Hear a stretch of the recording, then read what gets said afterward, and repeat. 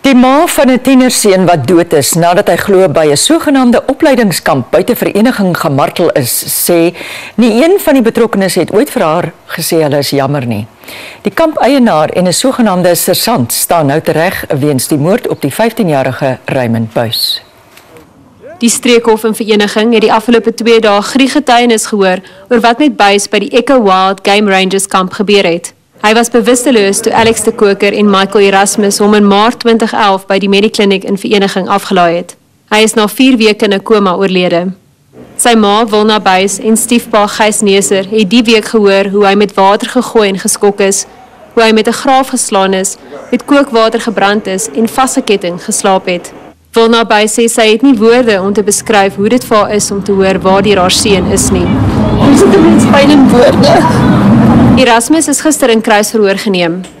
Hy hou vol hy de Koker se opdragte uitgevoer. In sy getuienis het hy in 'n stadium dit wat hulle gedoen het as marteling beskryf.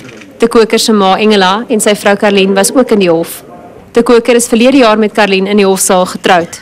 Erasmus se pa Casper en sy vriendin Cindy Nel het aan die ander kant van die openbare galery gesit. Tanya Otto van Women and Men Against Child Abuse het buite die hof gesê die getuienis is sprekend van dit waarteen hulle organisasie gekant is. Hierdie saak lê ons besonder na aan die hart, omdat hierdie seun op so gruisame wyse gemartel is en uiteindelik doodgemaak is. In hierdie tye van kindergeweld, waar kinders nie positiewe rolmodelle het of 'n positiewe model het om na te streef nie, is sulke kampe nogal 'n goeie idee as wat hulle vir jou sê gedoen word. Die staatsanklaer sal vandag vir Michael Erasmus ondervra oor sy aandeel in Buys se dood. Daarna sal die regspan hul slotbetoog voorberei. Janice Raad vir Kyknet, vereniging.